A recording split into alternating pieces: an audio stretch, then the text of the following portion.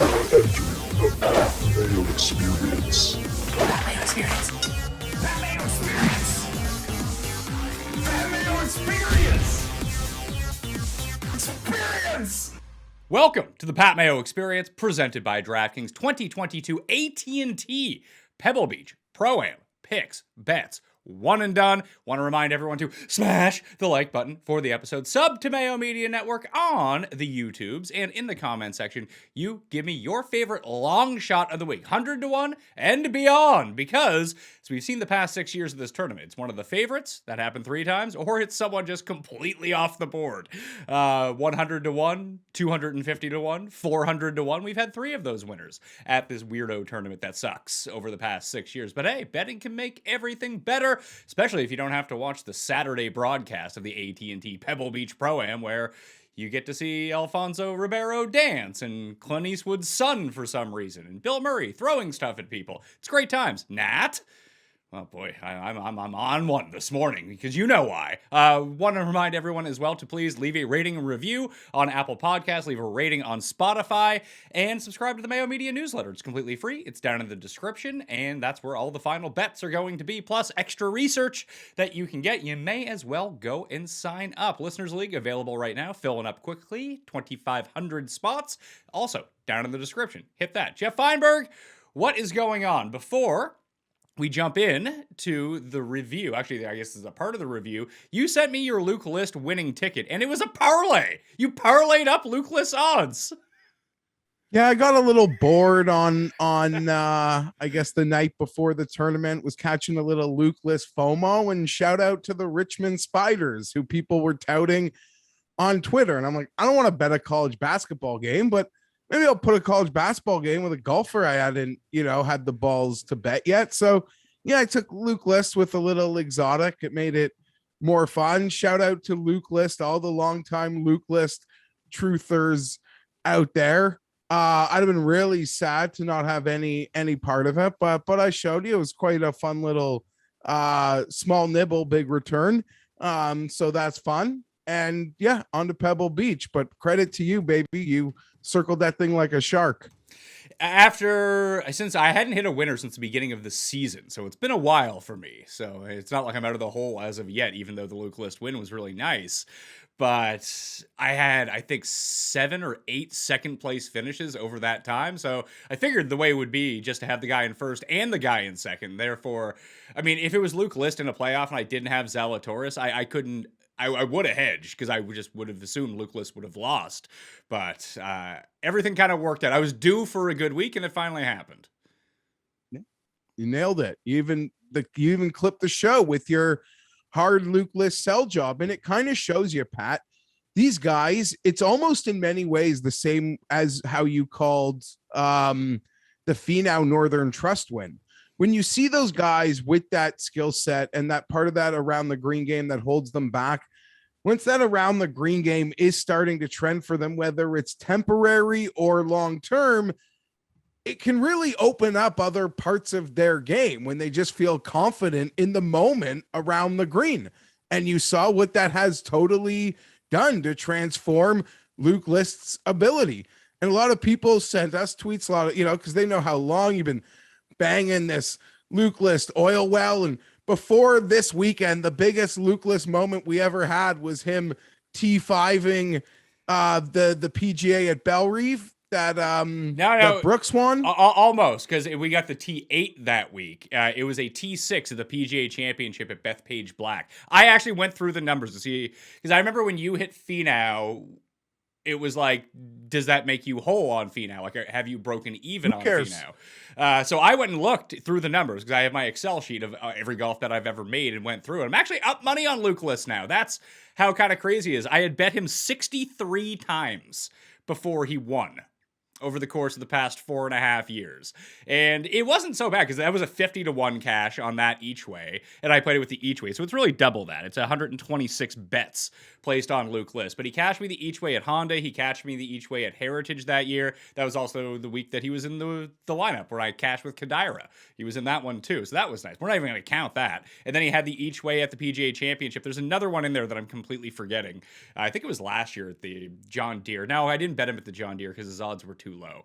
But, you know, either way, I've been made whole. And we plus weren't more, on but- him when he won the Corn Ferry Players. No, I was not. Yeah, I was not on him when he won at the Players on the Corn Ferry Tour. But it's funny, like, you know, it's been 4.5 years of betting this guy, and I still came out on top, which is kind of weird when you kind of think about it. That is there a strategy that if you just pick 6 like long shot players, like breakout players, and I guess you would kind of have to hit them at these longer odds in order for it to come through in case they got too good without a win. Like, had you have been betting Zalatoris this entire time, well, he's down to like 20-1 now. Like, He always started short, but a better example might be a Mav McNeely. Like, you've lost the number without the win. Exactly. At least we got the number on list when it came through. But like, that would be an interesting betting strategy because we talked about it with Reed over the course of the years. Obviously, I do it with Siwoo and I've done it with Luke List. I mean, you could probably even add Brooks to that list because I saw people victory lapping. It's like, oh, how are the Brooks 40-1 people right now? It's like, well,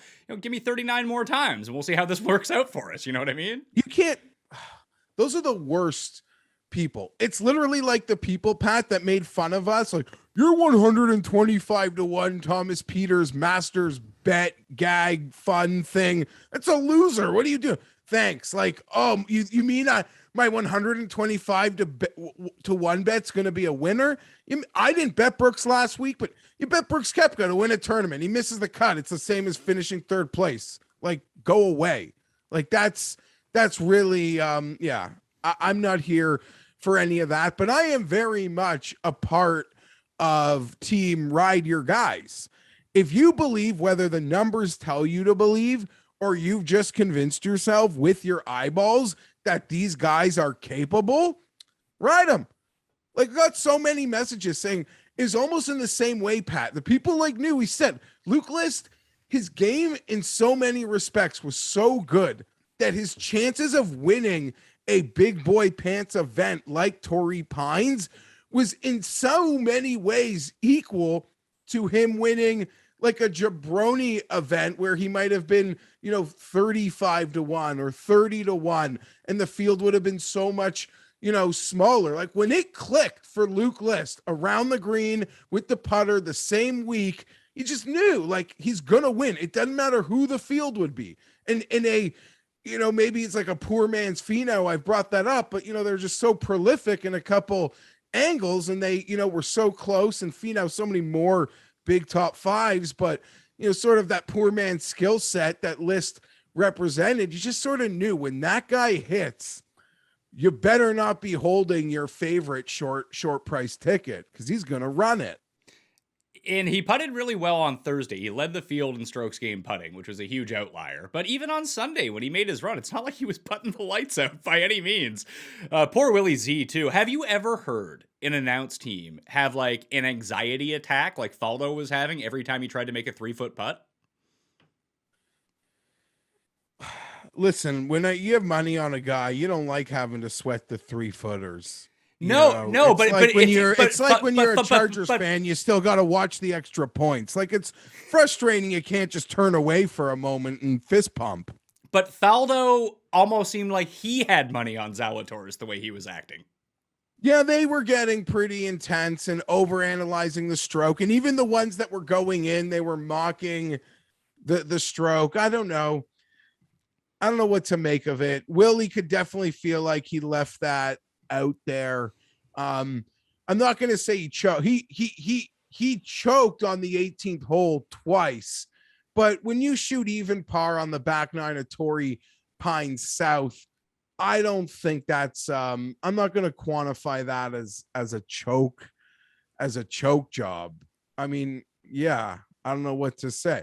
Luke List, he had a chip in, hit that clutch putt on 18, even gave one back on 17 after making that incredible birdie on 16. It was kind of like a full Luke List experience. Add a chip in. We never got those ever. And it's funny because those are the breaks that you need to hit one of these winners. Realistically, like that has to fall, because if it doesn't fall, it probably rolls to like 3 feet. Then he probably misses the 3-footer because it's Luke List. And that's a 2-stroke swing right there for him. And then he's out of everything. But the way that Zalatoris played the back, I thought it was really smart. He just had to make one of these lag putts. Like, he was just 2-putting everything. So he tries to go for the green on the first par 5, doesn't get it, but makes an immaculate recovery shot. I thought he was going to make that because it's when you watch Zalatoris week after week, yeah, he's going to miss the short ones, but he usually hammers home a couple 25-footers. Like and we even saw it, and I think this is why. I mean, his number at the Masters right now is unbettable. I just looked at it; it's like 30-1 or something. You're going to get a better number than that. But I think he gained like 7 strokes putting at the Masters when Hideki won, when he came in second or third or whatever it was, because he was just making these. No, the year before, the DJ Fall win, I think it was. I think it was last year. I think it was the Hideki one. Because wasn't him and M right there, and it was his first Masters. No, it was. I think that was his first Masters. It was Hideki and Cam Smith that were right behind DJ, wasn't it? Yeah, no, it was the Masters this year with Hideki. He came in second, but you could see the putts that he was making at Augusta, those long bombs. He was hitting those putts all week at Torrey. Like he had the 1-3 putt. I think it was on the front 9 par 5 on number 9 on Saturday. But other than that, like his lag putting was awesome. They almost all went in. Like they were legit tap-ins for him on these 2 putts. And like that's what you need at the Masters. And that's what you needed at Torrey Pines. We saw so many people 3-putt themselves out of this tournament. And that just wasn't the case for him. He was just missing these really short ones. And he didn't actually miss any on Sunday. So it's just the iron game didn't come up. He had 7 misses inside of 15 feet on Saturday. Make one more of those and you're a winner. Yeah, the 7 misses on Saturday. There were 2 insanely glaring ones that he missed that will be easy to recount. But that insane like side hill par 3 up and down that he made is one of the shots of the tournament in many respects. So I don't know. I'm not hard. It is what it is. Would it suck to have that ticket and you get run by Luke List? Yeah. After all this time, you get run down by Luke. I thought that after List made the bogey on 17, I was like, oh no, he's going to try to go for, he thinks that he needs an eagle here in order to have any sort of chance. I thought he was going to pull a rose, go for it, and end up in the drink. And that wasn't going to be good news because just when the pressure is on like that, you're probably just going to mishit it. Couldn't believe he made the putt, and his like awful drive, then awful layup actually worked to his benefit because he ended up leaving it to like 6 feet and made that putt down the hill, and it somehow went in, which absolutely stunned me. And the shot that he made, the shot he made in the playoff was incredible.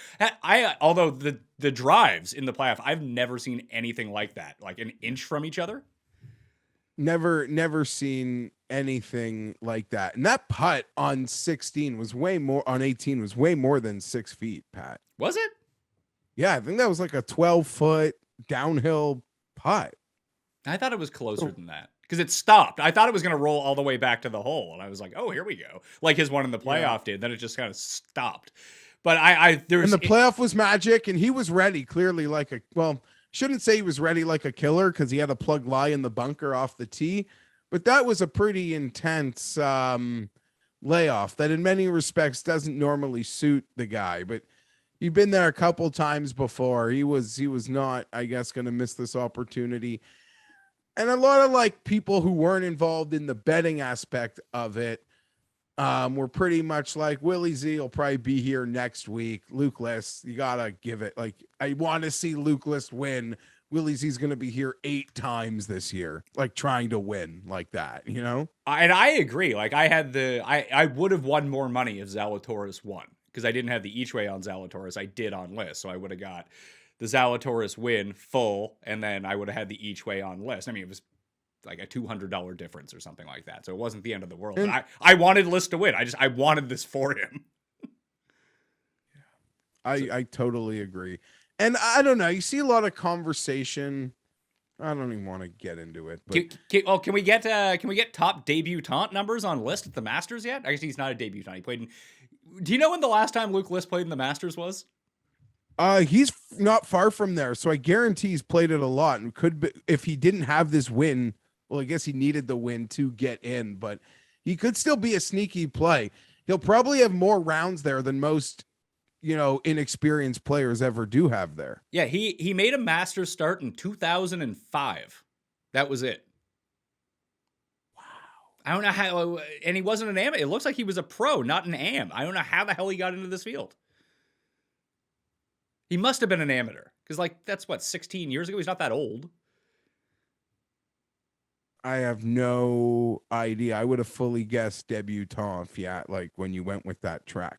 Yeah, it's kind of nuts. But yeah, he's from Augusta. He gets to sleep at home. And Torrey's a good comp course for Augusta National. And like the type of game that you need to have tends to translate well. We've seen a lot of the guys with great course history at Torrey Pines and the Farmers over the years go and have great track records at Augusta too. So hopefully he can end up pulling that off. It was the Saturday finish was fucking incredible. I loved it. I loved Wednesday through Saturday. And there was a lot of discourse about, oh, they can't do it, especially during here's the weirdest argument that I heard. And I get that it hurts the gate, and that would be the biggest thing. But I was like, why don't we just go Wednesday through Saturday while the NFL is still on? And that way you don't compete with the NFL. It's like, well, then they have to compete with college football. It's like, well, they're doing that anyway, aren't they? They still play on Saturday. It's not like they have a bye day on Saturday, skip college football to go head-to-head with the NFL. Like, what's the problem here? I don't think they care enough to move the Sanderson. That's fair. Like, let's talk about the event we're talking about here. And in a normal world, Pat, we're probably going back to Asia this time of year, that time of year, like in football season a lot. So I don't know. They don't care to move the Sanderson. Jim Nantz, as I joked last week, but I assume there's partial truth, probably banged the desk for half a decade to do this. Partly for him, like, so he could do it because he loves Torrey Pines. And once again, Torrey Pines gives us a gem of a tournament, a gem of a finish. I loved Friday night. Friday night was a hoot. Like, I mean, listen, a couple weeks ago, and in the last 2 weeks, I made no each way bets. And I got lucky to hit some list exotic, but I've been at the finish line with Hoagie, final group with last week with him and Zalatoris, and like coming up nothing. So I preface that before I say, remember 2 weeks ago when I was like, I don't know, John Rahm's playing in tournaments. Why do you want to bet them? Well, there was a 250 to 1 winner and an 80 to 1 winner. So I guess in hindsight, thank you, John Rahm from the golf gambling community. But in what world could you comprehend that neither Thomas or Rahm would have made the final group on Sunday in threesomes, let alone twosomes? But they added an extra body to those weekend groups, I guess, because it was a big cut. But like insane. But I also hate the other part of it, Pat, because now, I don't know, everyone likes to draw conclusions about all these guys like so quick. Like, Tiger Woods ruined people's perspective on golf, I think, in many respects. Like, forgetting the Rahm thing, like Justin Thomas, blah, blah, blah. It's just hard. It's hard to win. No one did what Tiger did. And even half the people criticizing everyone for not being Tiger, I don't even know if half these people were even watching him run trains in 2002 and stuff. They just heard stories about it. Like, he never lost. So I don't know. You look at the top 10, they're all incredible. The only guy I think you could somewhat insult is Xander Schauffele, and I love him, but I'll say that. He was your one and done pick this week. At least he made the cut. My one and done pick. My first round pick in the fantasy pool. He's the only guy in the top 10 that I feel like he deserves any stones. And anybody making any conversation about Rahm and a recent win lacking wins and not mention the memorial is the most disingenuous piece of golf tweeting or article writing you could fathom. Yeah, it's hard to win. Look at Rory this weekend. Because this has been this has been the Rory thing since 2014 when he last won a major. It's like, oh, Rory can't close. He averages like 2 wins a year, which is pretty incredible when you go look at the history of how much people actually win in their careers. Throw Tiger aside. Throw Sam Snead aside. You have like Jack, you have Phil, and you have all these guys. Like Phil has like 41 wins? And he's been playing since 1991 or something. And how many does DJ have? 20, I want to say. Yeah, it almost, yeah. And it's funny because John Rahm has 13 worldwide wins. He's 26, 25, something like that? Don't worry. If Hovland doesn't win a tournament on American soil in the next like 2 months, he's going to be a loser too, Pat. Yeah, he's won 4 times in the past 6 months. Yeah, you know, I don't know. That's it. And to get out of it, because we're going to do a great show with Tim. It's the same with the quarterback. Mahomes starts the year. He's not good. Like somebody's just like, oh, he's just another one of these top quarterbacks. Then the year goes, he's the greatest thing ever again. And then the game versus Buffalo goes, and he's like a god who will never lose again. And now it's just we're questioning him again. Not actually, but like, oh, what's wrong with him? I don't know. The same plays that he escaped by a shoelace when he makes great plays, he got by the same fingernail or margin of error that's like this small. Dustin has 25 wins, in case you were wondering. And that includes his worldwide, like, Saudi wins, too. And I say that as somebody who enjoyed seeing the Chiefs lose. Chiefs fans didn't like me enjoying it. I kind of felt like Tim for a moment. Did you have to turn your account to locked like Tim did? No, I look forward to hearing more about that on, we'll call that a tease for this week's show. But, you know, he would enjoy seeing Brady lose playoff games. Like, yeah. You're a fan, and this guy, like this dominant team loses. I have Chiefs fatigue, let alone they're in my division. I don't know about you. So I was thrilled to see the Bengals win. Thrilled. Here's how I think you can rank the golfers and how good that you think they are. Was there any point on Sunday where you didn't think that Rahm was going to make a charge and win the tournament? Because I was terrified every time he stepped over the ball. And he was off. Like, he was so bad on Sunday, yet he was there. If he had, like I said, he basically brought his C- performance to Sunday, like for him. And it was basically a D, a graded D performance. Had he had played a C+ John Rahm level, he wins that tournament by 2 strokes. Probably. And also, I don't want to paraphrase it, but there was a great quote from Luke List from after the tournament, Pat. Where he's like, all him and his caddy were doing was tracking John Rahm, and they're like, he's going to get us. Like, he's going to get us. So it's not just us at home. It's the guy trying to mentally prepare himself to be in a playoff, hopefully. It's also having that conversation with his caddy. Like, Luke List, by the quote, seemed astonished that John Rahm didn't at least tie him. There was a couple guys I was getting pretty terrified of because like the entire day was like just an absolute sweat job. I lost my mind if Billy Ho Lucksack my God. would have got there. I'd have lost my shit. Him and fucking Day, man. Oh, I would have enjoyed seeing Day more. No, I would not have enjoyed seeing Jason Day because he's the reason that the playoff almost didn't finish. They need to put him on the clock. I'm sorry. He's so slow. He's so slow. And then he chips in it's the iron in for eagle. I was like, this is it. Jason Day's going to win. Great. You wouldn't have wanted to see Rose win. And I mean, if he had knew that he had just needed a birdie on 18 to get into the playoff, which he couldn't have known at the time, he lays up and tries to hit his 100-yard wedge for birdie, and he's in that playoff. Instead, he dunks it in the water and finishes, T6. But I don't know. I would have preferred to lose to Rose than Day, because then Day is all over the place. Day has 11 feet for par. Oh, of course Day makes it. Day has 8 feet for par. Of course Day makes it. They started fucking finally missing them. Yeah, it's great. Finally, then I thought he was gonna eagle 18, and the only thing that I was hoping for was Sungjae was gonna make that putt from the back. And I was like, oh, I could have 3 guys in this playoff. That would be great. But that's another conversation. He doesn't bogey the first, and probably right there, smooth sailing it. Also, Billy I fear Day, even though I assume all day 10 or more foot par putts are going in. So he will never go away. And I was in a good space, and then he eagled. I was annoyed. I don't hate Rose. I'm living the gimmick, but I like if Rose is healthy. I like all these guys. I like all of them.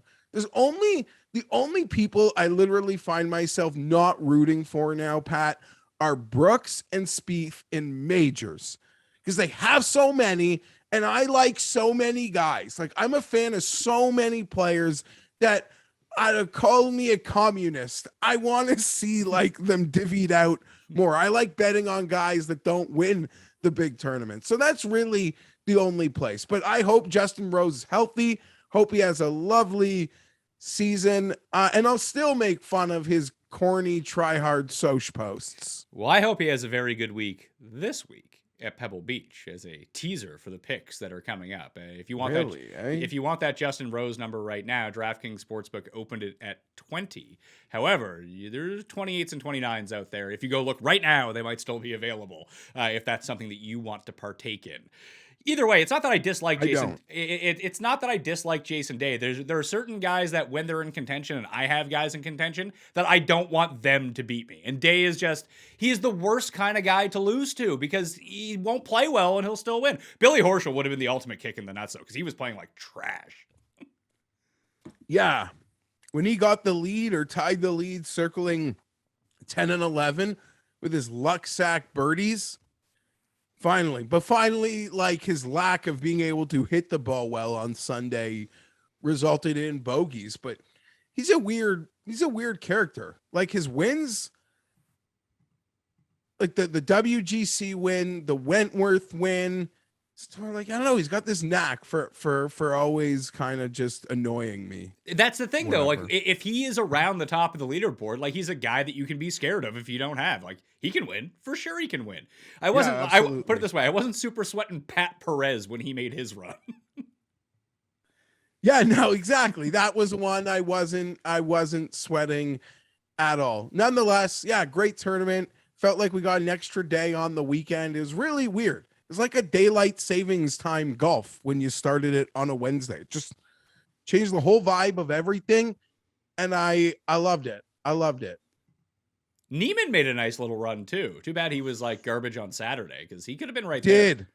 Saw some 45 to 1s in the blood money event. On Neiman. Saudi is, I mean, I don't even know how to cap that with so many guys going over from here and playing in Saudi Arabia, but man, this tournament is stuck. If we just take a break and talk about Saudi for a second, Dustin, Hatton, Xander, Sergio, Cam Smith, Bryson, Peters, Casey, Fleetwood, Finau, Lowry, Leishman, Answer.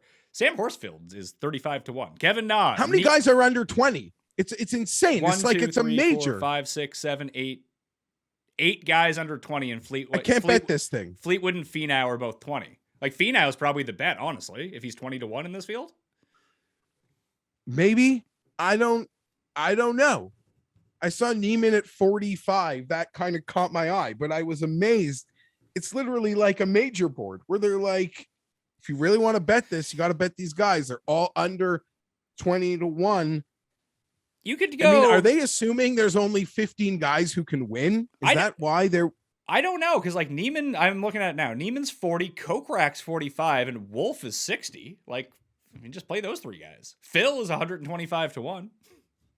They're growing the game, baby. Growing the game. You know, it is what it is. What am I gonna say? I didn't like some comments Shane Lowry made, but I'm not gonna be like whatever.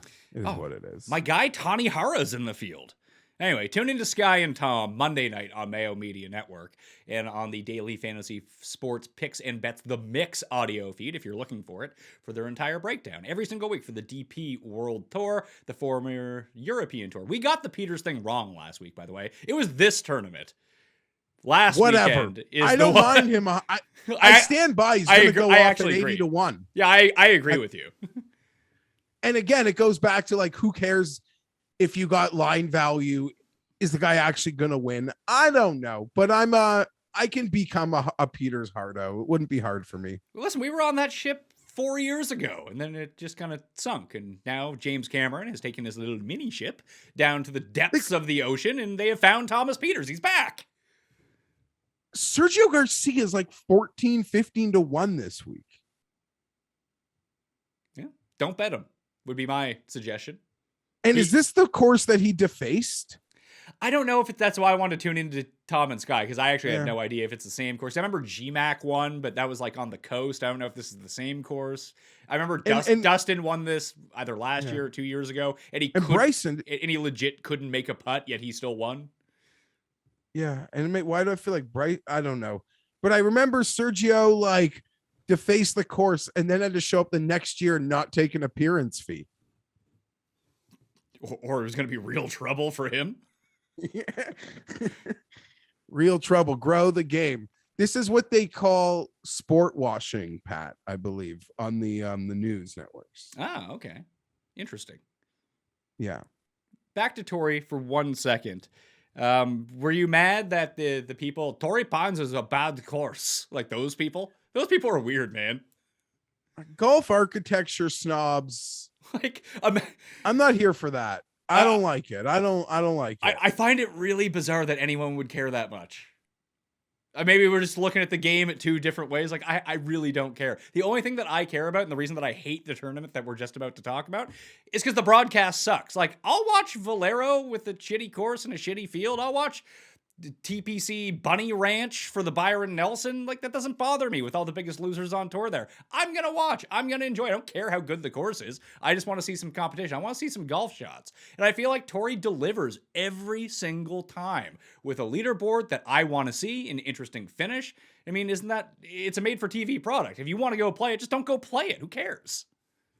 Yeah, and I guess the detractors will be like, well, the strong field and a close tournament has nothing to do with the quality of the course. But I don't know. The complaint is that it's boring and a lot of the holes are hard. They're not hard, but similarly hard. I'm like, okay, whatever. That doesn't seem to bother me. I'm sure if you had the land and could design it today, you could design it better. What do you want? I'm not going to pretend like I know anything about golf architecture. I don't. Yeah, me neither. Me neither. I don't either. And like you said, maybe we're seeing it from two different valleys, but or perspectives, but just what that course has given us as people in and around our age, what Tiger did there, the Tiger moments there, like it just holds a place, let alone the fact that obviously it's, you know, one of the nicest places in America, La Jolla. So just works perfectly. I don't seem to care. I get bothered when people insult it though, but you know, I guess I bother easily. Let's do it. Let's move on to the AT&T Pebble Beach Pro-Am. After last year, we went to a two-course event. Monterey got dropped from the schedule. There was no Pro-Am because of COVID protocols. Not anymore. We're back.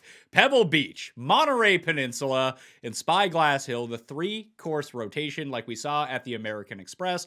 All the courses are pretty easy, unless it's super windy, and then Pebble Beach becomes kind of difficult. Monterey is super easy, but it's a par 71 now, as it was 2 years ago, the last time that we saw it.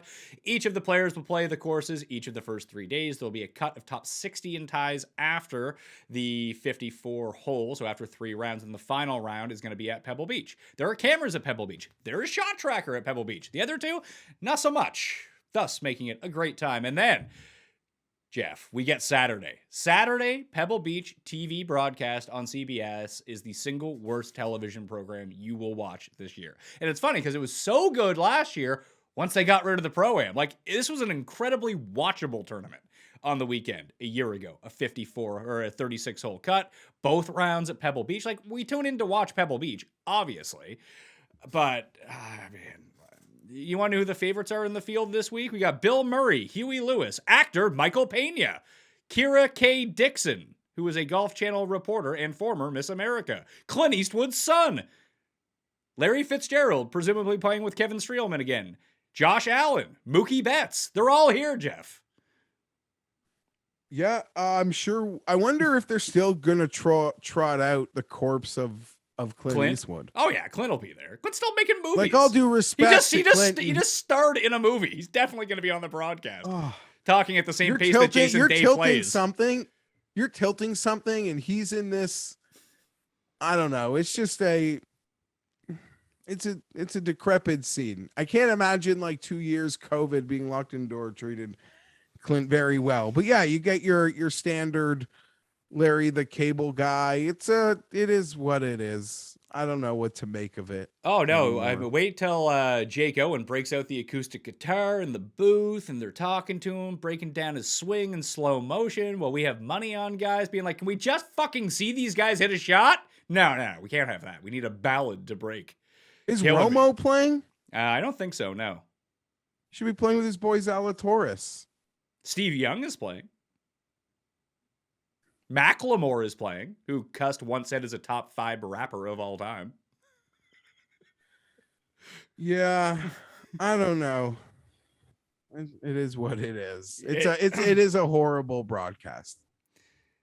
Yeah, it's not great. Anyway, let's talk about the actual favorites of this tournament. I had mentioned off the top that we've had 3 of the past 6 years, 3 of the winners have come from 25 to 1 and below: Phil, Berger, and Spieth, and then 3 winners from 100 to 1 and beyond: Nick Taylor 125 to 1, Von Taylor 250 to 1, and our guy TPJ, Ted Potter Jr., 400 to 600 to 1, whatever he was. I do think there is an interesting betting opportunity because all of the good players will obviously be playing Pebble on Saturday, just because the TV broadcast, all these favorites that you see on the screen: Cantlay, Berger, Spieth, Zalatoris, Rose, Day, Seamus Power, Cameron Tringale, Mad McNeely, and Matthew Fitzpatrick. Those are the 10 guys below 30 to 1 right now at DraftKings Sportsbook. And they'll all, most likely 7 of those 10 will be playing in the rotation that has them on the TV broadcast on Saturday. And with no shot tracker or anyone paying whatever attention to Monterey and Spyglass, the year that I hit TPJ in game, he was actually in the lead and I bet him 125 to 1. Like, the books aren't really paying attention to the other courses because there's not real-time scoring, like to the second scoring from over there. And it's usually all the crappy players that are over there. But you can find some good value because books are slow to react to Spyglass and Monterey on Saturday. Yeah, I think a lot of people who follow that already saw that at the American Express a couple weeks ago. Yes, absolutely. Yeah, the guys that were playing, like they were hanging insane Lee Hodges numbers out there for a while on the third day of play. He was out of sight, out of mind with Barjon. Baljean, Tim's guy. Baljean. Tim is talking about adding Aaron Rye to the circle of trust now because he wears 2 gloves. Poor guy. Tim and his 2 gloves. He always was a proponent of that. Well, he asked me, well, Tim only wears 2 gloves golfing when it's cold out to keep his hands warm. So he was asking me why it was so cold in San Diego because this guy was wearing 2 gloves. I guess it's a fair question because pros shouldn't be wearing 2 gloves. I think it's whatever Phil, but it's that's whatever. a Phil thing. 2 gloves when it's cold out or rainy, yeah, to get the grip. But like, I don't know, Aaron Rye's always played with 2 gloves. It's like they kept beating down on his iron covers. Like, who actually cares about this stuff? No, golfers care. Why? Why do golfers care? Why do golfers care about this? Not, Pat. Listen, I'm just telling you, there are single-digit or professional golfers that roll their eye every time they see him. I guarantee it. I'm not in that headspace of that, but I guarantee you it is a grossly frowned upon thing. Like, imagine the iron covers with those golf bags that have the individual club holes. I'm not saying he has that golf bag. I'm just saying it would fit the look. Except when you hear like the backstory on the head covers, and you can't not respect it, I guess, to an extent. No, I like the backstory to it. And listen, when you're in the final group at Torrey Pines, do whatever the fuck you want. And don't be sweating Garrett McClellan III, who is a 2 handicap who frowns upon this. Like, fuck that guy. No, yeah, but I just say 2 handicap is like a starting point. I'm telling you, a lot of guys, maybe I would say close to 70% of his touring pros think he's insane to seeing iron covers. I would assume. Look, I don't want to have individual iron covers because that would just take me forever to play the round. Putting them back lose on. them. Yeah, I would lose them everywhere. I mean, I lose my driver head cover like every 3 rounds. But like, whatever, who cares? As long as they're like, if I was playing with someone who had that, I'd be like, that's really weird. Just don't be slow, please. That'd be it. They would stop bothering me because I wouldn't. I don't think you're slow. It's a cat. You have a caddy. Yeah. Like, he's now golfing with a caddy. Like, I don't think it changes any time. And not that you could tell much from a broadcast because things are delayed. It seemed like he's a pretty ready to play guy. Him and Zalatoris were always ready to play, and Jason Day was, making a mockery. And maybe one time, outside of penalizing a 12-year-old boy at the Masters, will they enforce a rule? They would never do it. Never do it. They don't have the guts to do it. It's still incredible they picked on the Chinese boy at the Masters. Like, that was the one time they popped a guy for steroids. How slow must he have been playing? It needs a 30 for 30.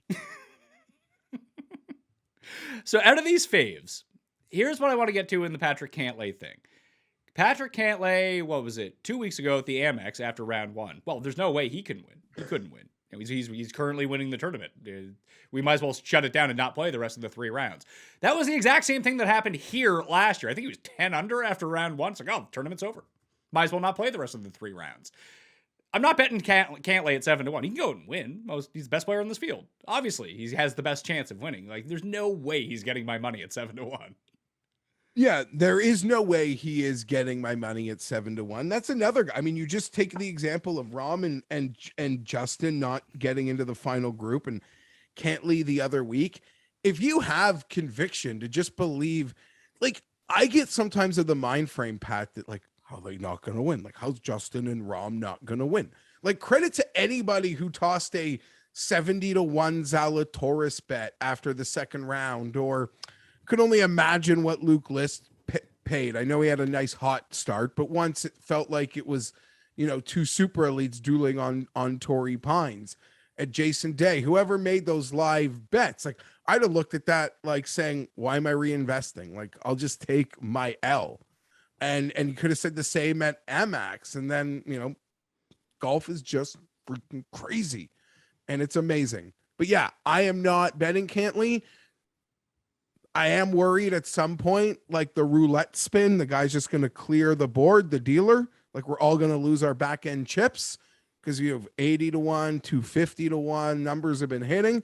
This sort of feel like the board's just going to get swiped. Try again next week, but I'm not betting it. I don't give a shit. I would have more interest in Berger if he wasn't 10-1. What's a better number? 14-1 you can find on Berger. That's actually somewhat intriguing. That's what he was last year after Dustin withdrew from this tournament. And all he really needs to do is putt. That's really been holding him back. And he putted well last week at the South Course. It was the first time that he had gained strokes on the green since the WGC St. Jude in July last year. Okay, so I guess I was one of the lucky people that, you got didn't have a early. life that day that caught the DJ news, like smashed the Berger. I think it was 22. We caught it at. He outdueled Mav. He's got an ability to, like, he has shown he likes his courses, right? His other win was at the same course 2 times. So, like, I don't know, but I don't want to bet Berger at 14-1 or 10-1. It does feel, considering he opened at Torrey Pines last week at 20, you can make the case that if you could find a 14, it's not horrible. He probably, if you asked me that if I had to make a bet here, it probably would be Berger, but I don't see myself doing it. I might be able to talk myself into Berger by the time Wednesday comes around. Check the newsletter to see if I end up betting Daniel Berger. I'm going to wait for the moment. I mean, at DraftKings Sportsbook, he is 10-1 right now. At other spots, he's 14-1. I would guess that 10 falls back to 14. I think DraftKings, because a lot of people who view this show bet on Luke List last week, and a lot of them use DraftKings Sportsbook. I think they may have lost some money. I mean, obviously they didn't lose money because Rom didn't win. That's the one thing that people forget about a lot of these tournaments, that even when like a popular long shot hits or a popular golfer hits, like within our community, that's great. We all win. But when you go and look at the actual like betting handle on all these guys, last week it was Rom, it was Justin Thomas, it was all the guys that you would expect to have a ton of handle on them. It's the same case every week. People just randomly go bet golf and they just bet the biggest favorites on the board. That's what they do. So they don't really ever lose unless like Rom wins the US Open kind of thing. Or someone like Tiger wins the Masters at 25-1. It's like, oh God. Like even Phil wasn't really getting that much steam at the PGA Championship. But if you have like a popular golfer at a good number and they win that week, that's when the books get taken on golf by and large. But I could see myself going to Berger at 14. I'm not ruling that out as of yet. Going down the board a little bit more, you have Spieth, Zalatoris, Rose, Day, Power. These numbers at DraftKings Sportsbook are all going to fall because these do not match anywhere else right now on planet Earth. Like Spieth's lowest is 20 everywhere else. Zalatoris 18, I think sticks. Rose is 28 or 29 at most places. Day is in that 20-22 range. Power's above 30 elsewhere. Tringale's above 30. McNeely has already fallen since we've started this show from 25 to 28, which I predicted on the research show, by the way, that if he opened at 25, he would immediately slip back to 28 because everyone wanted to bet him at 40 or 35, and they wouldn't get that number. They would not hang that out there. Then you have Fitz, who's making his first start of the year. I already bet Justin Rose at 28 to 1. I think it's a good number for him. I liked what I saw last week from him. And Day is Ander cursed, if people need to know. So don't bet Jason Day. Imagine Day being Ander cursed. What the hell is going to happen? He's going to lose a foot? Something like that? Rose must be playing his, assume he's back on the TaylorMades. That probably would have been last year. Just to round out that board, I'm seeing Fitzy's at 40, so I assume that'll also go up at DraftKings. Not a ton for me there. I think peak Seamus numbers could be something I'm interested in, Pat. You just see how he's peppered. I mean, when you put up your article a couple weeks ago, I've never felt the need to go double check like a stat. When you list out, like, I just wanted to double check the finishes just to make sure, because it's crazy, like how consistent he's finishing. And he was right there at MX a couple weeks ago, another 3-course rotation, short course. These ones suit him very, very, very well. Would you feel worse about missing out on Power winning or McNeely winning? I don't mind McNeely at 28 to 1. I never thought for a second you'd get 40. I thought if you were lucky, there'd be something with a 3 in front of it. Would I miss out? Power. Shit, I don't know. Because McNeely's playing so good, Pat. He seems to be at a different place right now. And we would argue in our own Pat Mayo experience box that this is like his favorite course setup, perfect course fit. So take all the improvements of his game, and now we're back at the place that we feel suits him perfectly, that he was second at last year. Shit, I don't know. I'm sitting on a fence with that question. I don't like it. I plead the fifth. I don't have to make that decision. Well, my numbers in the table that I ran at fantasynational.com, you can run your own stats and whatever you want to see in Power, rank them at fantasynational.com/Mayo. Get you 20% off on that. But Tringale, Mav, and Power all rate inside the top 5 this week for me. Like it feels like everyone's gonna pick one of those guys to roll with. Maybe people roll with all 3 of them. Maybe people roll with 2 of them. But I just don't like their odds. I don't, and I know they're probably fair for this field, especially with the way that they're playing. But I look at a guy who's double their number, and I like him just as much. Okay, that's fair too. But if we had to truly debate it in ranking their fairness, I would argue Seamus would be the most fair because he was pretty much this number at the MX 2 weeks ago. Matt McNeely, was Torrey Pines in the field was stronger. You have to, you bet him at 70 to 1 last week. This is a big drop, in much respects, Pat. There were those of us that were on Willie at 40 or even like 50 at the MX, went right back to 30 last week. That I don't know. Maybe the going to the 18 is just part of the ride. Listen, I'll root for Big Willie Z. He's not getting my money at 18 to 1 right now.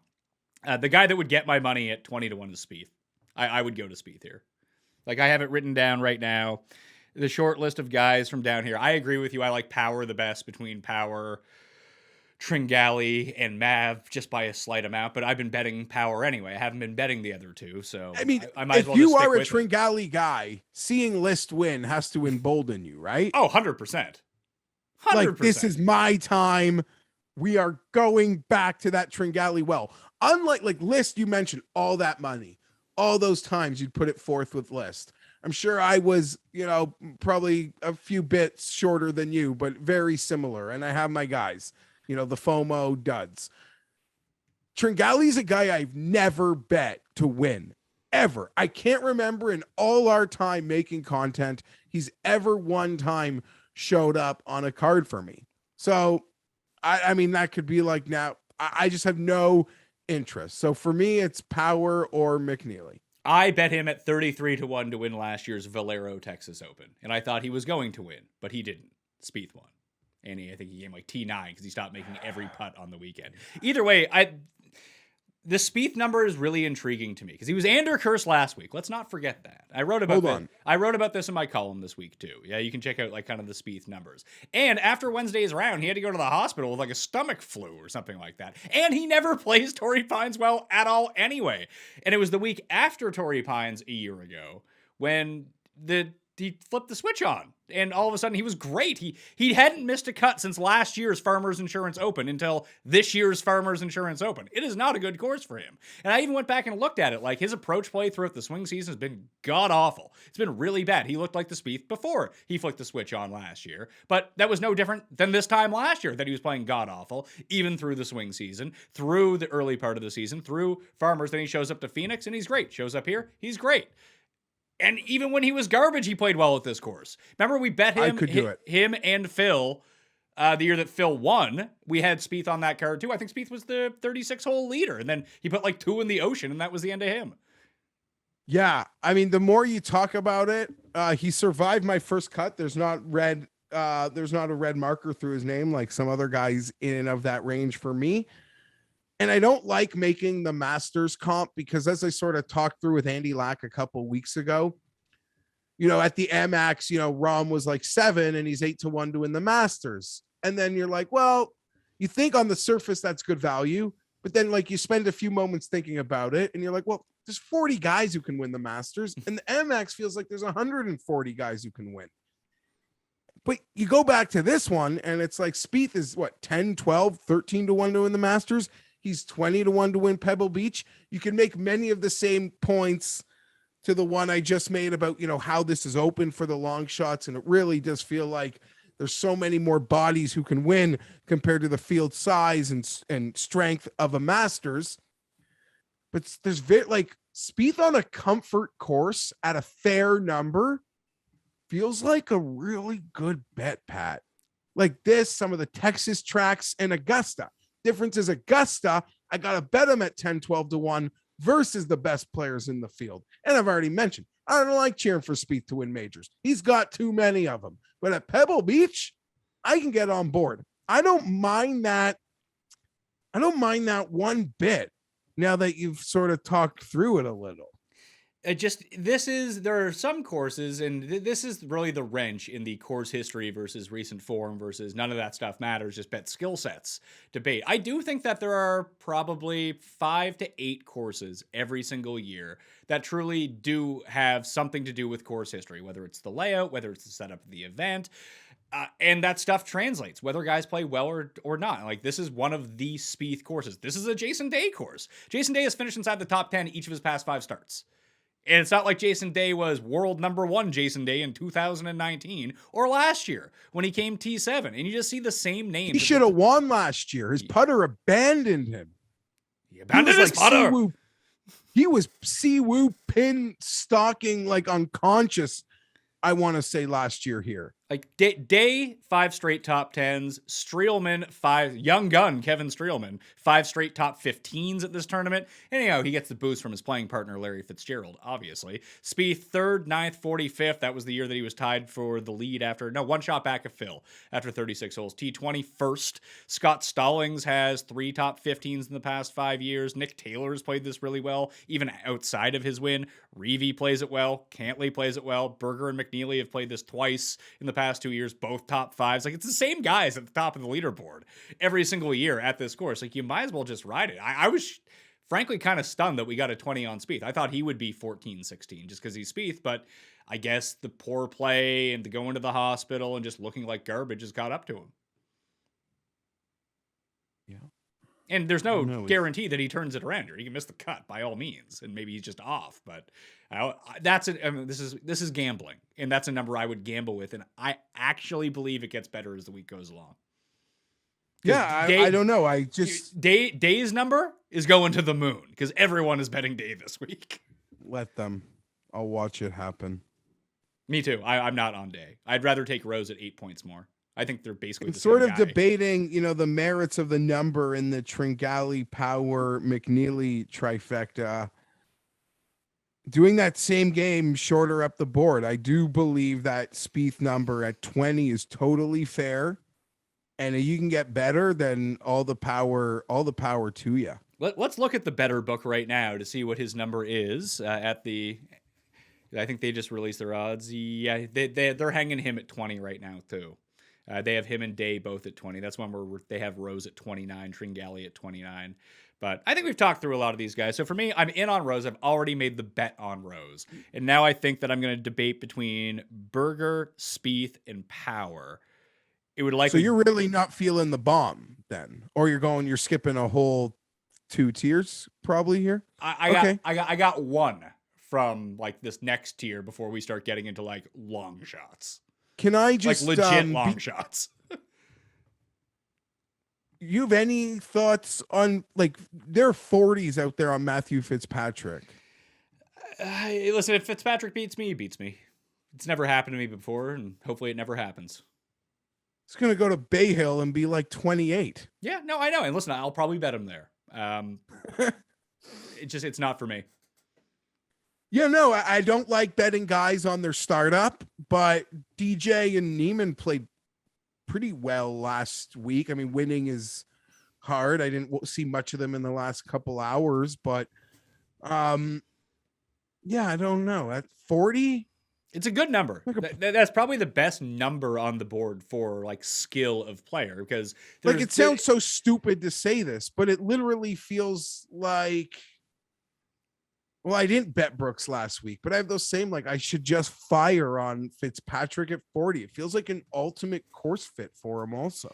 Maybe, but again, when we think about course history at this place where, most guys have a top 10 finish who have won here in the past, that kind of thing. Like he was 60th in 2020, missed the cut in 2019. I don't know how the U.S. Open plays into that at all, but he was miscut at the U.S. Open in 2020. That was at Pebble. That was the year Woodland won, right? No, that was the Bryson year. Sorry. He was... He actually was pretty good here at Pebble Beach when it was the U.S. Open, the Woodland year. He was T12 at that U.S. Open. Listen, I could not talk you out of betting Matthew Fitzpatrick at 40 to 1. I think that's a really good number for him, his skill set, because I don't think that anyone would argue that Power, Tringali, or Mad McNeely are better players than Matthew Fitzpatrick, would they? No, that's sort of the next comment I was going to make. Like, isn't he better than all of those guys? The answer is yes to that question. And I'm not saying there's very few players in this field that have any name value, but if he plays well, like to start, his live odds are going to be reflective of a guy that was with that Day and Spieth starting point. And the number at DraftKings Sportsbook is the short number because it's 40 everywhere else right now instead of 28. I think it gets bet down. I haven't made a bet. I've made a bet at 75 to 1 and 150 to 1. So this range is open to me. 75 to 1. I like maybe Power and Fitz are the guys, and Spieth are who I'm looking at. I don't know that I like Berger a lot, but I like building cards more. For one Daniel Berger this week, you could have 4 of, and we'll talk about this next tier of players right now to get into this, tier 2. You could have 1 Daniel Berger, or you could have Hoagie, Kuchar, Glover, and Kirk for the same price. A lot of players who I don't mind. The type of guys, I mean, I wrote up Kuchar in my column. I did not think that he would be 50 to 1 or whatever stupid thing is. I was hoping he'd be 100 to 1. What is he? Matt Kuchar, 60 to 1. Yeah, I'm not going to take that. I think that number is way too short for him. I do think he has a legitimate chance of winning. I think there are only certain courses where he can win now, and I think that this is one of them. But, I mean, the guys double his number have just as good a shot at winning as Matt Kuchar does. The one for me here, and the number still exists as we are talking right now. I've seen it as low as 39 to 1, but I have bet it at 55 to 1 with the each way, and that number is still out there right now. And that is Christian Bezadenhout, 55-1. I told you about the 5 guys that rated out the best in my modeling coming into this. I was Cantlay, Power, Berger, Tringali, and Maverick McNeely were the top 5. Right there at number 6, Christian Bezadenhout. I think he's just as good as Tringali and those guys. He's double the price. So a lot of my thoughts this week have been like I bet Bezadenhout at the Amex, and a lot of guys who I like that week are kind of jumping off the page for me again, and he would be one of them. You just hope he doesn't put one into the ocean. Yeah, that's into a rock bed. That's a problem. All these are problems off But the I tee. don't- Get him off the tee and he's fine. He hasn't had that big putting week yet either. Like -2 strokes at the Farmers, +2 strokes at the Amex, +1 at the Sony. Like if he has a chance of winning, he needs to gain 5-6 strokes on the greens, and he can do that. He just hasn't done it this year. Yeah, no, I totally agree. I bet him at 60-1 at the Amex, and if I think we ranked the field, he would probably come in a lot higher than guys shorter than him on the odds board. And that was my one It's- guy it- from 30 to 100-1. You can make as much case as you want for Harmon or Denny or Kuchar or Mito or Hoagie. I like Glover this week. I actually think that Glover's actually a pretty decent play at 80-1. I might get it on that. Aaron Rye as a comeback. He's 90-1 right now. I think that's a pretty good number. Chuck Hoffman in his first start. I worry about his back. Damon Min Woo Lee is the biggest discrepancy between world ranking and value right now. He's 70-1. Like Matt Jones, Ryan Palmer. Although Ryan Palmer hasn't played all that well here. Lonto I could see. Kisner I could see. Streelman I could see. The issue is, do I really want to bet any of these guys? The answer is no. Yeah, you listed all. You sort of ran through a bunch of names that I've kind of been looking at. Michael Thompson sitting there, Russell Knox, a guy that I bet at the American Express, Chris Kirk, a guy that he hit one in the water on the par 5 18th last year that cost me a T10 or something, but he plays these sorts of tracks beautifully. I have bet Tom Hoagie 75-1. That's already come down. So that was the one bet that I made in front of 100-1. Just I'm on that Hoagie wagon. Another guy who I bet at the Amex, and I don't know. I'm not saying they're like comp courses at all, but they are short, and I think they suit sort of the same players. And in some weird way, they're both 3-course rotation pro-ams. So I don't mind using it as a jumping off point for me. There's a guy in this range whose odds I've seen all over the mat, Pat, who I got to say I was quite impressed with last week. And it's Mito Pereira. And there's a lot of buzz for him and, the community of the people we tweet with and who would watch the show. And yeah, we saw him play in the swing season, and the stats are just incredible and unconscious in some respects. And I didn't know what to make of it in the sense that, okay, he's a Korn Ferry player. He won there 3 times. You could argue that's the second hardest tour in the world at times to win on. He can clearly win anywhere. Guy seems like a winner. Then it's like the swing season success. Like, okay, is this guy just great at resort courses that aren't penal? Let me see more. I want to see him on a big boy track. And I saw it. That was the first time I got to see Mito, not like he was on TV or anything, but statting him up and looking through his rounds at the end of the day and his scoring. And I seem to handle a really big boy track. So not to say that I'm betting him this week or even thinking about it, but I really like that I saw how well he played at his first teeth event. So that's just something I wanted to say. Mito is 40-1 at DraftKings Sportsbook. He is 66-1 at other places. He's 55-1 at other places. You're right. He is all over the board. I don't think he's a terrible bet here. I would worry that I do think the course history does play a lot into this week, and at least having some experience at Pebble, and he has none. So for the win, I think that's kind of tough. I think it's weird stuff like breaks on the greens and things like that just are really unexpected, and you just kind of have to know. And you don't know until you've missed the putt before. It's one of those types of courses with the way that they're set up. And this POA gets ravaged over the course of the 3 days. Well, I did say, to your course history thing, Pat, there's the, I saw Ehrlich tweet out, courtesy of our boy Judd. Jude, So my boy. you got Ehrlich and Judd, huh? Are these like the doppelgangers of Jude and Ulrich? Yeah, they are. I do that a lot with Jeff because I got a family friend who spells it the exact same way, who pronounces it differently. Okay. Can't help me. I'm sorry. So that's bad. But from the feed, Pebble Beach mega trend. Since 2000, every winner at Pebble, includes US Opens, has recorded a T16 or better in one or more of his previous 3 starts at Pebble. Well, that is not good news for Christian Bezadenhout and myself. Maybe I probably should have looked at that before I went into it, because he has never played here either, although I like his skill set a little bit better. The guys that I would rank in this range, if you really wanted to go to them, Lonto, Streelman, Glover. Those would be and then Kuchar, I think, would be the 4 that if you wanted to go to, I might go to one of them. Probably going to pass on all 4, use them on DraftKings, that kind of thing. But those would be the 4 after Bezadenhout I like the best from this range. I don't mind that 55-1 on Lonto at all. I actually was staring at that early today. Played well last week, top 10 at the scores in this tournament a year ago. He's a good player. And we know he gets hot with the putter. Any love for Knox? No. Should I? No, I was hoping you would just say yes and you could bet him. No, you'd have like some great little thing.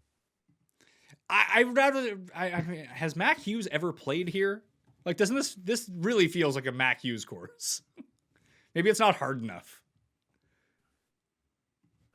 Did you mention Putnam Andrew? We're not there yet. We're not into the 100 to 1 and beyond. Unless his number was dropped. Because I bet him. I'm seeing like.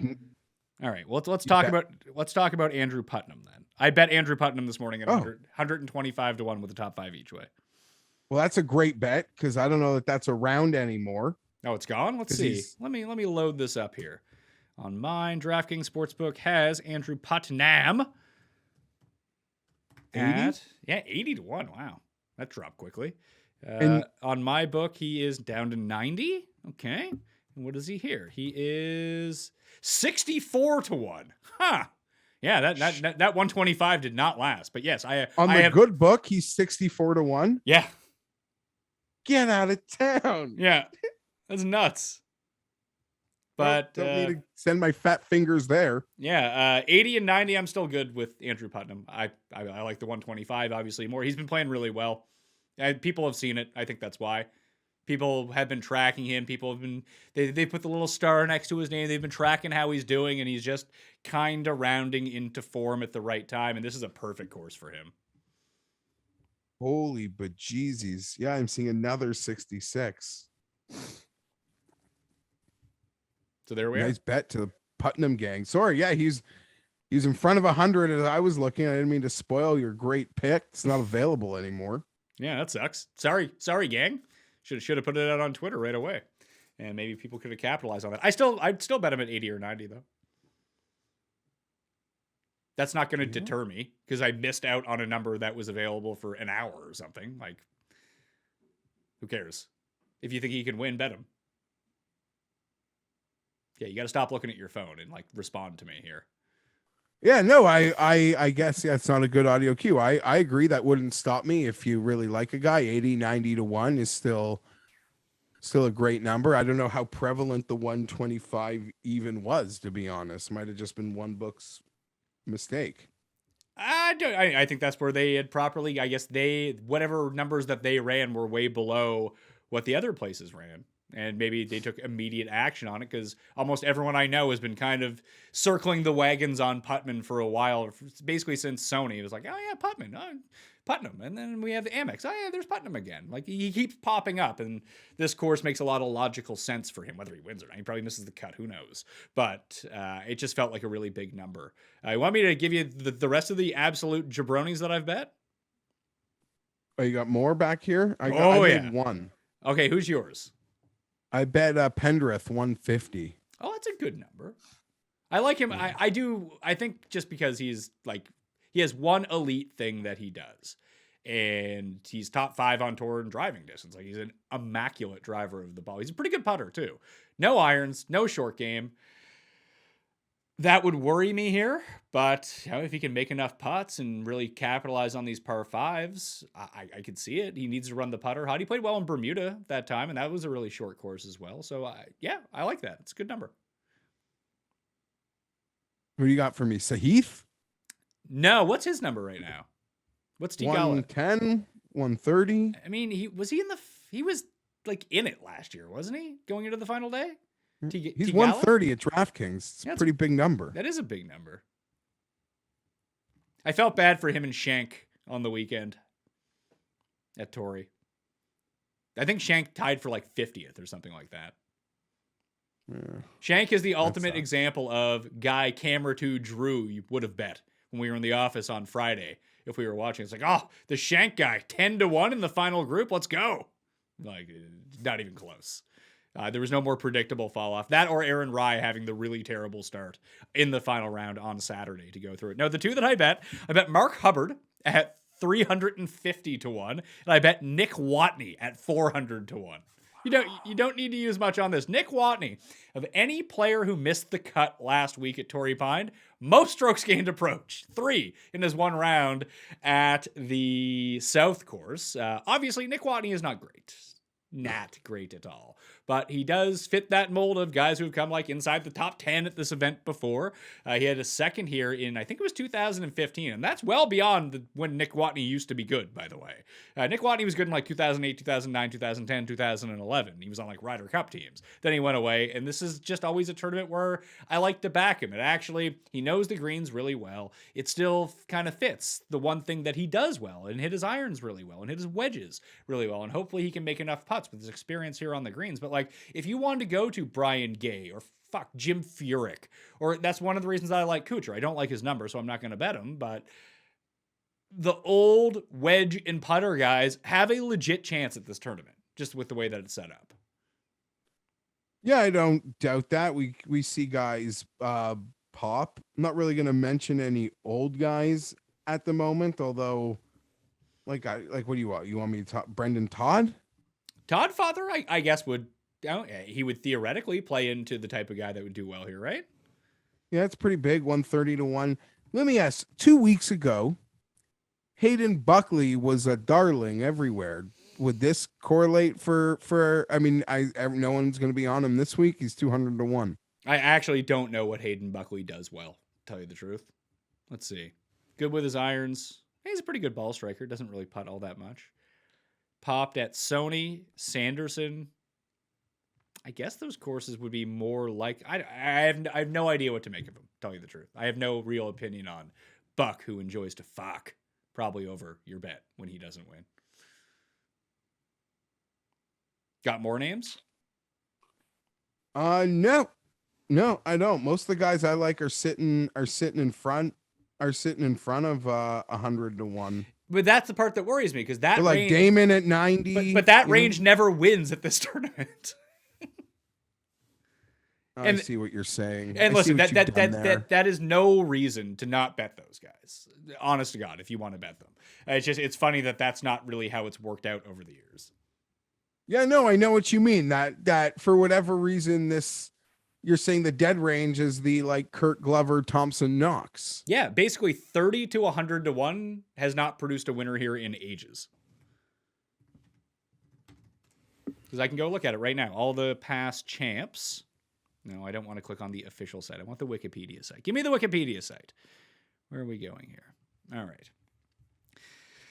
Let's see if I can remember these off the top of my head. Daniel Hausberger, 20-1 or 14-1 after DJ withdrew. Nick Taylor, 125-1. Phil, remember that one because I hit it, 28-1. TPJ, 400-1. Spieth was like 7-1. Von Taylor was 250-1. Snedeker, I believe, was 25-1. Jimmy Walker was 17-1 or 16-1.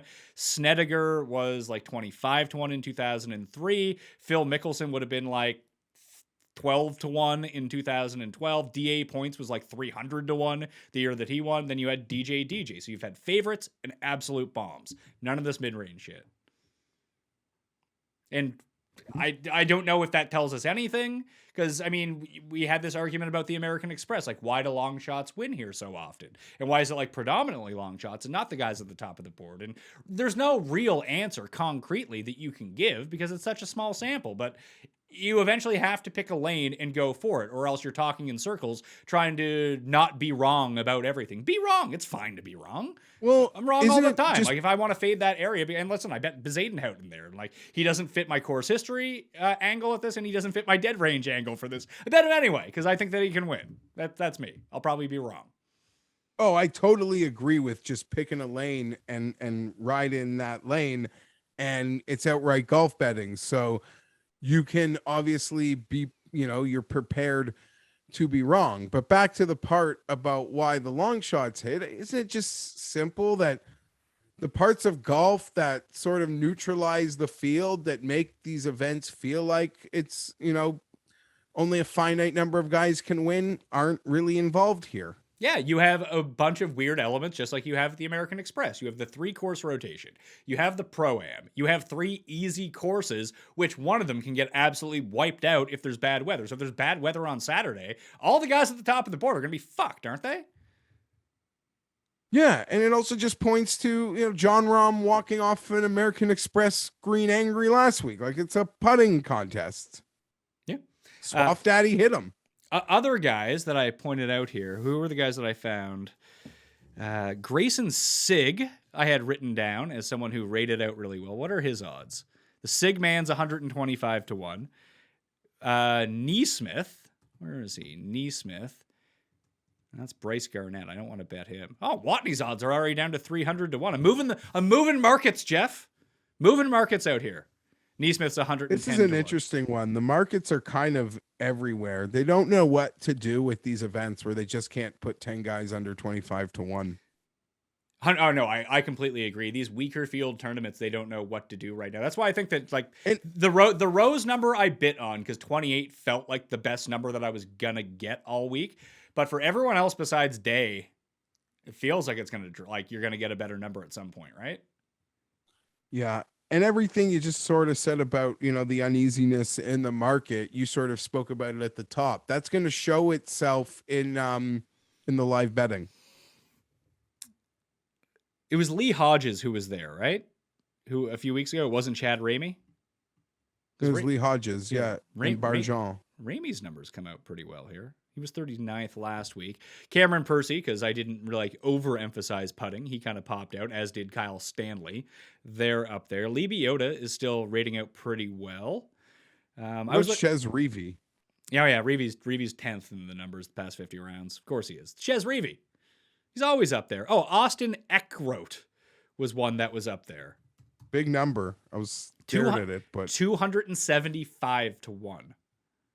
I'm just going to make a little mental note about that. Maybe I'll get back to that number. I mean, these, like, between Watney and Hubbard and Eckrat, like, those are better top 20 bets, to be perfectly honest with you. I just, I got a bit of extra money in the account, Jeff. I want to throw some away. Well, I want to give some back. Do we go back to our guy? Revenge game for Nasty Nate Lashley?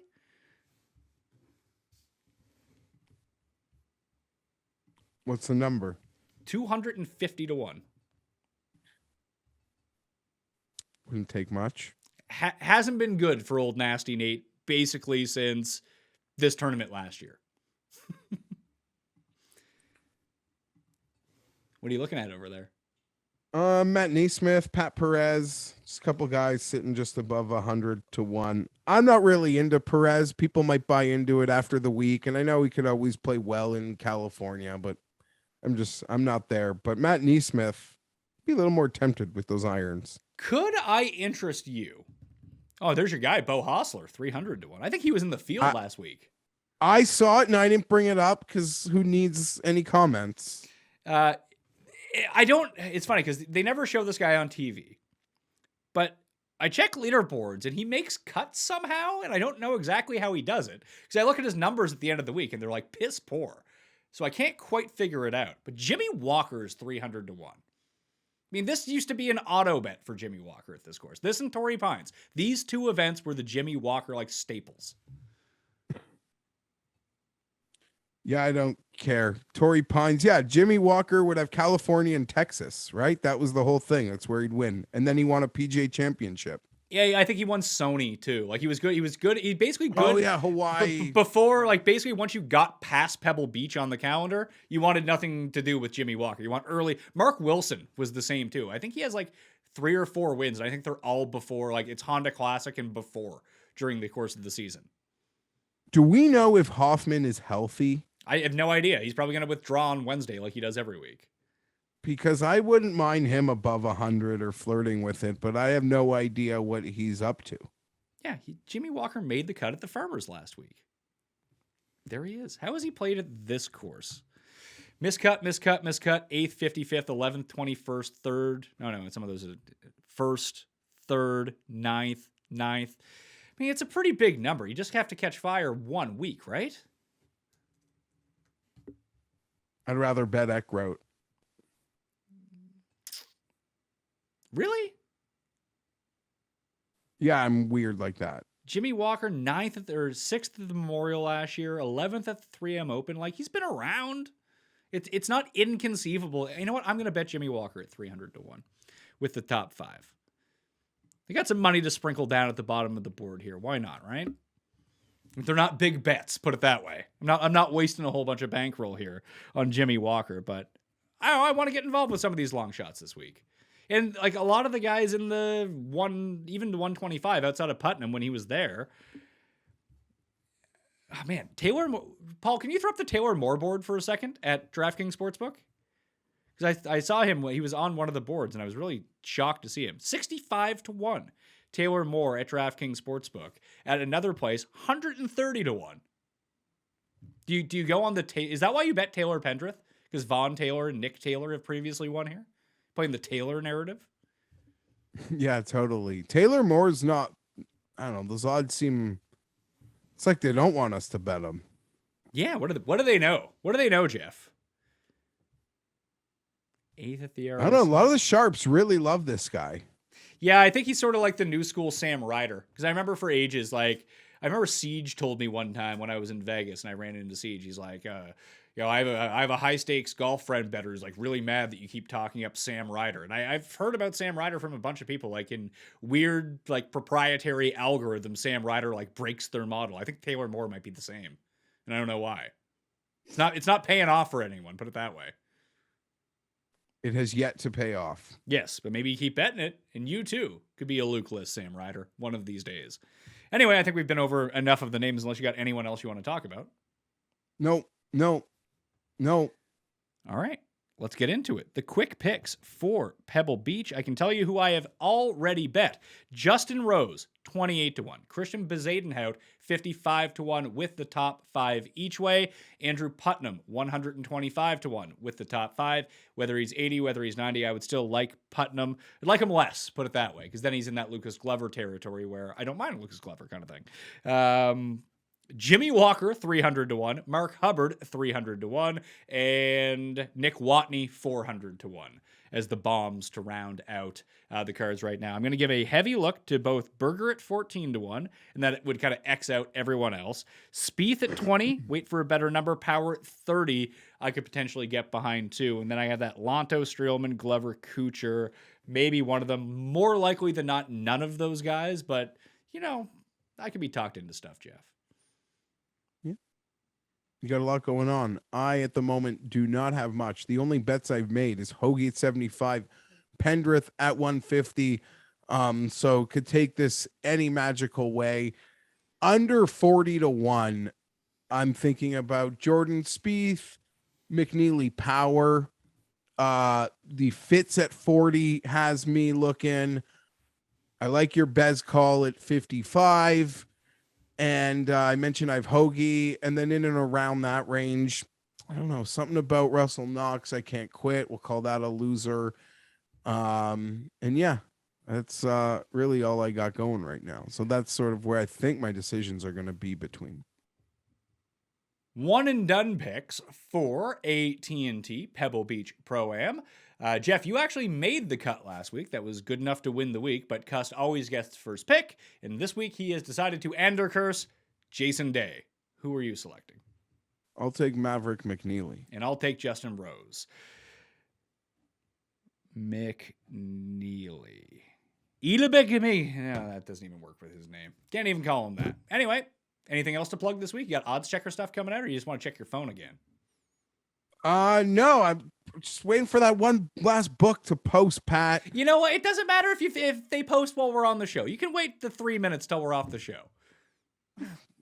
Whatever. I got nothing to offer these 150 to 1 guys. I'm sorry. Anything else? I do my content with Rick for Odds Checker.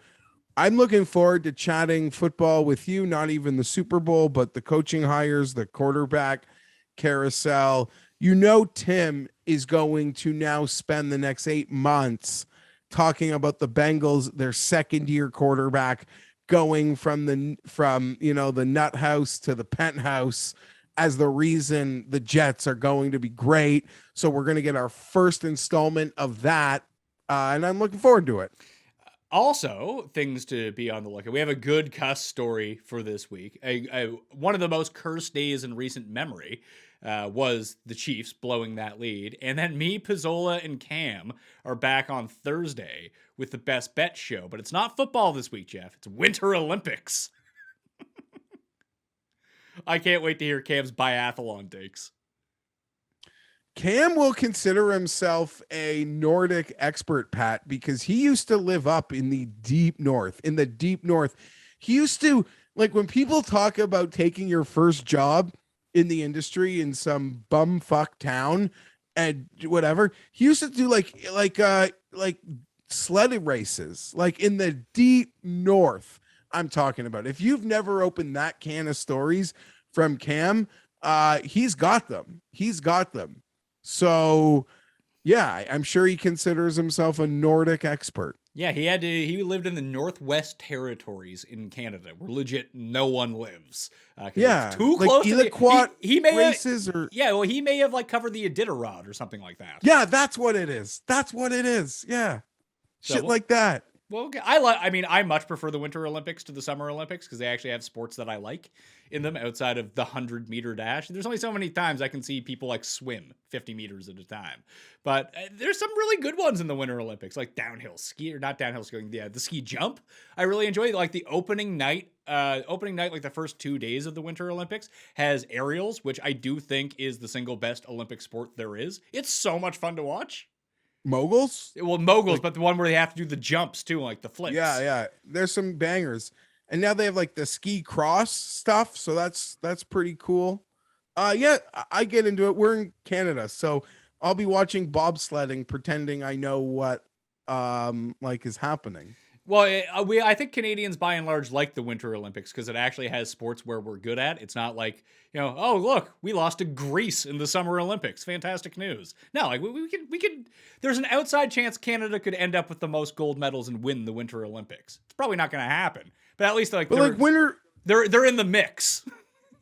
Winter Olympics requires infrastructure and money, right? Like to do the sports. Yeah, it's like being Summer good. Olympics. It's a lot like being really good at team women's sports on an international level. Like no matter how much Canada sucks at I guess Canada's like better at soccer now, but Canada's had like a top 5 women's soccer team for years. Like Canada invests money in women's sports versus other countries that just don't, and that's a huge part of it. Yeah. I guess so, but yeah, no, it's weird. The Olympics are right here. It kind of catches you off guard, and all those fun little stories that I'm sure will come out, and you see that stuff like China's bugging phones, and the governments are warning athletes to take burner phones over, not take their real phones or laptops. Good. Like go buy a $300 Acer, I think is what they're advising people to do if you want a laptop over there. DraftKings Sportsbook only has the market opened right now for obviously USA gold medals over under 9.5. To bet the under is -155. So people don't think they're going to do too well at the Winter Olympics. I'd like to see. I wonder if other places have more open markets right now. Because I figured DraftKings Sportsbook will only really hammer down on like sports that the U.S. is good at and like just U.S. stuff. And obviously that's probably all they're going to take money on anyway. But some other sites, more international sites, might actually have like a broader view of everything when it comes to Olympic betting. So we're going to dig into that on Thursday. This should be pretty fun. The NHL guys are not playing in the Olympics, right? For hockey? Yeah, no, they're gone. It's just like hoser Canadians. Yeah, like who are they sending over, the Spengler Cup team? I saw just because it's on my Twitter feed, like Ray Ferraro's kid, like Landon Ferraro. And they're, there are very few people Never who heard- have me blocked on Twitter. I think Ray Ferraro does. I don't think I've ever interacted with him before. There's a company that'll remain nameless, but they do this great series called Blocked, where they have their staff talk about like who's blocked them and then the backstory behind it. I've enjoyed that. Oh, I will go look that up. I didn't know that was a thing. Yeah, we'll have some Olympic odds on Thursday. Me, you, and Tim on Wednesday, talking about new coaches. And we'll do the big Super Bowl stuff next week, obviously, but there's still stuff to talk about. We have everything going on with that, and we'll talk about awards, props, stuff like that. Ben Raza tomorrow on the show. We didn't even mention Brandon Harkins, but he won on the Corn Ferry Tour, so we have to have Raza on. I had the Marty Dow. I think he hit it OB 2 times in the playoff. And credit to the Corn Ferry because it wasn't on TV because we had the Wednesday start, Pat. But for the playoff, they literally had a dude with his cell phone at the green, like from the Corn Ferry account. Wasn't like a dude saying, I'm going to help out gamblers here. It was their official account, just like hard cameraing the green. Shades of the Outlaw Tour. Very much Outlaw Tour vibes. Except their guy showed up and wasn't too hungover and passed out in his apartment. Good times, COVID golf on the Outlaw Tour. Anyway, follow Geoff Fienberg at gfienberg17 on Twitter. I'll be back on Tuesday with Ben Raza for the DraftKings Pick Show. Research show already out. Newsletter research already out. Article up on DKNation.com. Play in the Listeners League on DraftKings. Link is in the description, as is the link to sign up for the free Mayo Media newsletter that'll just get sent to you on Sunday evenings and Wednesday afternoons with all of the golf research that you need and all the hot links to everything else. Smash the like, sub to the channel, and rate and review on Apple Podcasts and rate on Spotify 5 stars. Please, that'll help us out. I'm Pat Mayo. Thank you for watching. I'll see you next time. Pat Mayo Experience! Experience!